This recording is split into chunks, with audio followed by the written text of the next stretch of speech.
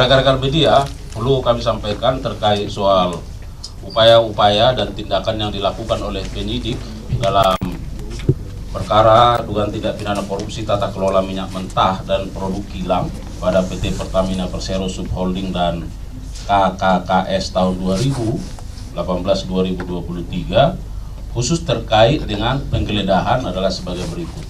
Bahwa penyidik pada jajaran Jampitsus sudah melakukan penggeledahan yang keempat sejak adanya surat perintah penyidikan terhadap perkara ini, dan itu kita sudah rilis.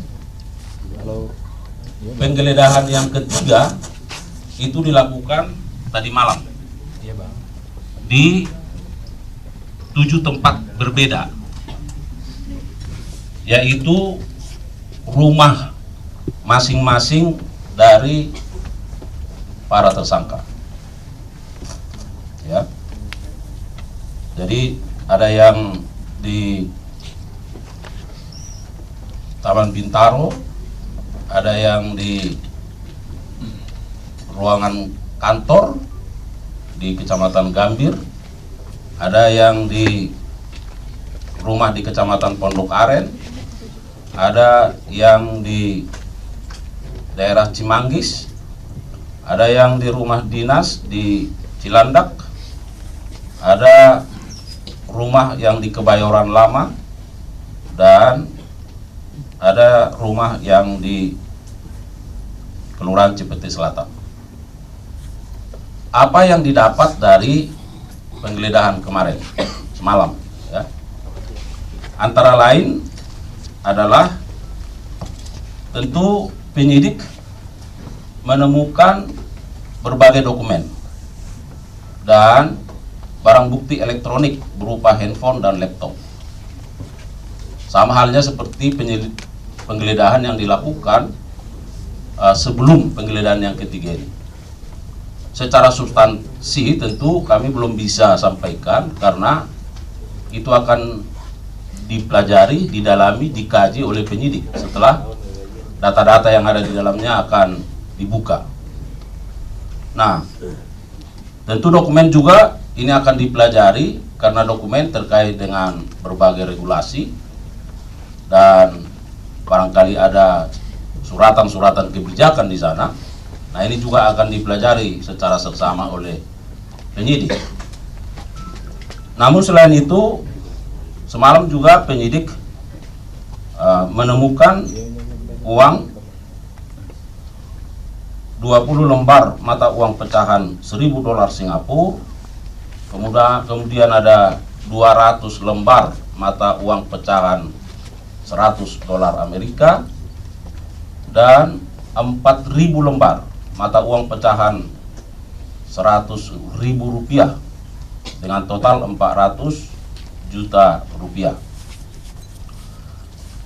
Penggeledahan ini akan terus berkembang dan seperti yang sudah kami sampaikan dan disampaikan Direktur Penyidikan tadi, penggeledahan sedang dilakukan saat ini untuk penggeledahan yang keempat kalinya. Tentu di tempat yang berbeda, ya. Penyidik sekarang sedang melakukan upaya penggeledahan dan ini masih berlangsung karena dimulai tadi sejak pukul 12, sekira pukul 12, dan ini masih akan memakan waktu yang begitu lama, ya. Di mana dilakukan penggeledahan? Yang pertama di Plaza Asia lantai 20, Jalan Jenderal Sudirman. Kemudian yang kedua di Jalan Jenggala 2, ya, di Kebayoran Baru. Jadi kalau rekan-rekan media melakukan pengamatan atau mengikuti, ya silakan. Itu informasi yang bisa kami sampaikan, dan tadi itu rumah siapa sudah disampaikan oleh Pak Direktur Penyidikan.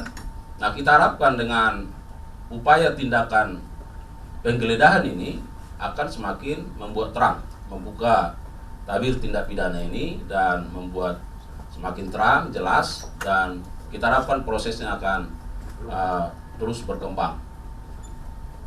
dan tentu sesuai dengan pasal-pasal persangkaan yang sudah ditetapkan oleh penyidik, maka penyidik akan fokus melakukan pemeriksaan terhadap 7 tersangka yang sudah ditetapkan dan ditahan. Ya, lagi diurus itu semua, ya. Lagi diurus semua. Oke.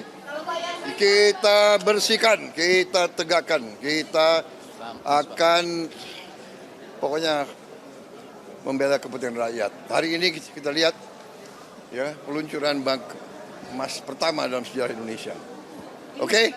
Kejaksaan Agung tidak akan seberani itu kalau tidak mendapat izin dari Presiden. Oleh sebab itu, saya juga mengapresiasi bahwa Presiden membiarkan Kejaksaan Agung itu bekerja. Apapun motif, kalau ada motif politik ya terserah, tapi hukum tegak seperti itu. Dan itu mungkin sebuah permulaan dari langkah-langkah yang untuk selanjutnya akan dilakukan dan perlu dilakukan oleh Presiden. Nah, kita tunggu. Jadi kita jangan sampai nihilis seakan-akan yang dilakukan pemerintah itu salah terus, tidak ada gunanya. Ini ada gunanya. Ada gunanya. Apalagi sekarang nih Kejaksaan Agung tuh sudah berani atau sudah bisa masuk menangkap dirjen di Kementerian Keuangan, kemudian masuk ke ESDM, kemudian macam-macam yang sudah dilakukan oleh Kejaksaan Agung. Kita apresiasi, kita berharap juga KPK dan kepolisian melakukan hal yang sama tapi bersinergis, bukan rebutan atau bersaing. Sinergis saja bahwa semuanya ingin memberantas. Saya ingin menjelaskan bahwa hari ini tim saya di Migas lagi turun ke lapangan untuk mengecek. Tetapi sejauh ini yang saya pahami adalah implementasinya ini kan di Pertamina. Kami ini kan hanya sebagai fungsi pengawasan. Yang saya pahami, yang saya dapat laporan bahwa harga dan spesifikasi RON 90, 92 atau 98, 95 itu tidak ada masalah. Nah, tapi kita menghargai proses hukum yang ada. Kita akan ikuti terus dan seperti apa, karena ini kan masalahnya 2018-2023 mana Pak? 2018-2023. Jadi posisi waktu itu kami belum mengikuti di tahun-tahun itu. Tapi bukan berarti kami tidak harus mendapatkan laporan. Laporan tetap ada terus, ya. Sudah ada memulihkan kepercayaan masyarakat bagaimana Pak? Ini kan banyak yang terus Enggak, jangan, mohon maaf ya. Mohon maaf sekali lagi. Rakyat nggak perlu kami menyarankan rakyat nggak perlu ragu. Karena sekarang kami tim juga lagi menurunkan ke lapangan untuk mengecek. Tapi laporan yang sampai dengan hari ini kami tidak terima bahwa antara apa yang dibeli dengan kualitasnya itu sama. Namun kami akan mengecek lagi supaya betul-betul kita jamin masyarakat membeli harga dengan spek dan kualitas minyak yang sesuai. Pak, sudah ada laporan berapa jumlah penurunan konsumen pertama Pak akibat kasus ini Pak? Belum. Saya kan baru 2 hari bos. Tapi Ya. ada ini nggak buka pengaduan, laporan pengaduan kemana? Nanti aku cek ya. Dari pemerintah kita mendukung langkah-langkah penegakan hukum yang dilakukan oleh kejaksaan, karena ini juga merupakan bagian dari yang dicanangkan oleh Presiden Prabowo, yaitu memerangi korupsi. Jadi korupsi dimanapun, di lembaga manapun, di BUMN manapun, baik itu di pusat maupun di daerah, memang harus diberantas dan diperangi. Kita juga mendukung Pertamina untuk memperbaiki tata kelolanya sehingga menjadi perusahaan yang jauh lebih baik lagi. Bagaimanapun Pertamina kan aset besar bangsa Indonesia, salah satu kekuatan ekonomi bangsa Indonesia, dan mungkin satu-satunya perusahaan Indonesia yang masuk ke dalam jajaran Fortune 500. Jadi aksi bersih-bersih di dalam Pertamina ini harus kita dukung juga, supaya nanti yang muncul adalah Pertamina yang jauh lebih baik lagi, jauh lebih prudent lagi, jauh lebih akuntabel, dan jauh lebih transparan dan bisa dipertanggungjawabkan dalam tata kelolanya. Karena bagaimanapun Pertamina adalah aset bangsa Indonesia. Mungkin langkah-langkah awal Pak yang perlu dibenahi apa? Sebenarnya bukan hanya di Pertamina ya, tapi di seluruh institusi negara, di seluruh BUMN, langkah-langkah perbaikan tata kelola. Kan Presiden kalau untuk dari sisi pengelolaan APBN kan sudah melaksanakan efisiensi supaya lemak-lemak yang ada dalam belanja APBN selama ini itu bisa dihilangkan. Nah, dalam tata kelola BUMN juga seperti itu sebenarnya. Mungkin bahasanya bukan efisiensi, tapi dibuat jauh lebih prudent, jauh lebih akuntabel, jauh lebih transparan, dan juga jauh lebih efisien. Sehingga nanti manfaatnya bisa dirasakan oleh jauh lebih banyak masyarakat Indonesia, dan keuntungan-keuntungan yang mereka peroleh juga jauh lebih optimal. Jadi ini langkah bersama lah. Tentu mungkin akan ada kekagetan gitu. Ada keterkejutan ketika misalnya proses bersih-bersih yang dicanangkan oleh Presiden Prabowo ini dijalankan. Tapi ini kan kaget sebentar lah. Kalau kemudian semua bisa mengikuti gerak langkah yang diinginkan Presiden, menjalankan institusi, menjalankan perusahaan dengan cara yang bertanggung jawab, bebas dari korupsi, saya rasa kekagetan ini tidak akan lama. Jadi kita akan mencapai kesetimbangan baru secepatnya. Prihatin nggak Pak?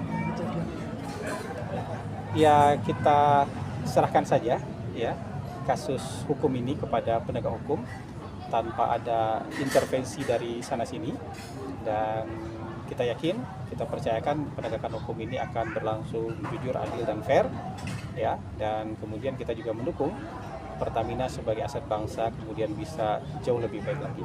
Kita juga berharap kepercayaan masyarakat kepada Pertamina secara keseluruhan itu tetap terjaga dengan adanya aksi bersih-bersih seperti ini. Pak, apakah akan ada perbaikan di tubuh Pertamina Pak dari pemerintah pusat mendorong itu? Detailnya tentu tidak ada, tapi semangat perbaikan itu tentu harus ada.